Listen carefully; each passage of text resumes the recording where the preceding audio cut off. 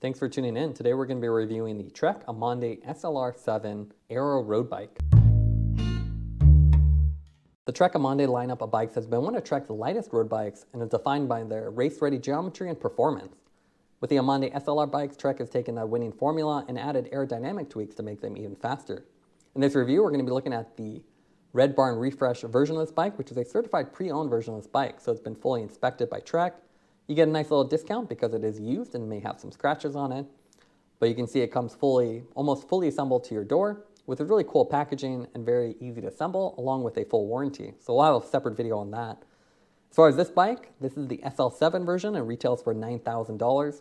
Again, it's an Aero road bike with their 800 Series OCLV carbon fiber frame. This has the Ultegra Di2 setup with a 12-speed drivetrain and very fast electronic shifting. You get the Aeolus RSL integrated handlebar setup, which is a one-piece handlebar and stem, which is lightweight and very ergonomic. And then you get their Pro 37 wheel set, which is great for climbing and still aero enough for group rides or longer distance riding. Assembling the bike is super simple. You just put on the front wheel, the handlebar, the seat mast over the frame, and then pull off the protective packaging. This bike in the 56 centimeter version weighs in at 16.6 pounds on our scale, which is still quite light. And then once you've torqued down some of the bolts, you're pretty much ready to ride. It's a really cool setup and a nice way to save a little bit of money. Now, as far as how this bike fits in their lineup, Trek has Emonda, Madone, and Domani. Domani is more of an endurance bike. Madone is more of the Aero bike, and then the Emonda kind of fits in between, so it's Aero but lighter. There's quite a few options within the SLR lineup. You have the SLR 9 AXS, which is SRAM Red. That's 13.2K. You can get Dura-Ace Di2 for a little bit cheaper at 12.7K. Then they have the SLR7, which we have here, which is Ultegra Di2 at 9K. And then for 9.7, you can get the SRAM Force variation. The lowest one is the SL6, which has the 105 Di2 for 7.7K, or you can get the frame set.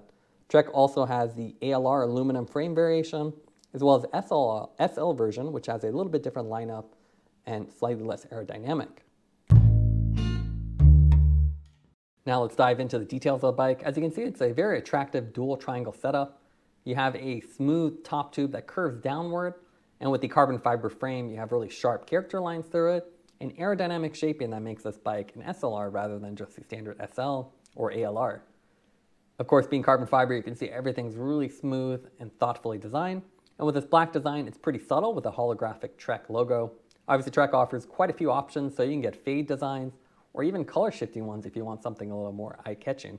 They also have Project One options, so you can really spend a little bit more and customize it.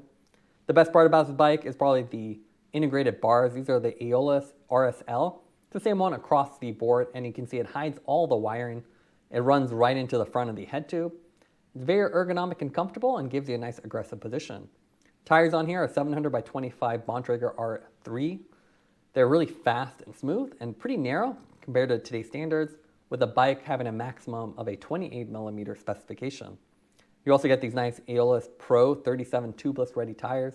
And one of the cool Easter eggs on this is actually behind the spacer. It says go, go, go. And you can see the spacers on the bike are actually form-fitted to the frame, so you have a very smooth transition. Again, that Trek logo has this great chrome effect that looks really cool. And then you have a nice Bontrager saddle with that seat mast design, so it actually slides over the frame. And then you have a nice standard frame that goes down into the bottom bracket. You can see the drivetrain on here is really impressive too. You have the Ultegra Di2 with the SLR7, and you get 12-speed with the 11 by 30 cassette on the rear and a 52/36 on the front. So really great ratios. And with the electronic shifting, it's fast. It's really faster than you could almost think. So as soon as you push down, it shifts. You get flat mounted disc brakes, which are also Ultegra, so it's full Ultegra package. And then you get the through axles with the handle, so pretty easy to use. You don't have to bring out a tool. And you can see the profile of the bike is really attractive. You have the seat stay design that go around the rear wheel, and a very smooth contour around the front frame with everything aerodynamically shaped. So even down to the spacers, everything's really smooth and looks great. The bike itself is also really lightweight, and then you can see the front has all the cables hidden until right where it connects to the caliper, and again, nice detailing on the front spacers.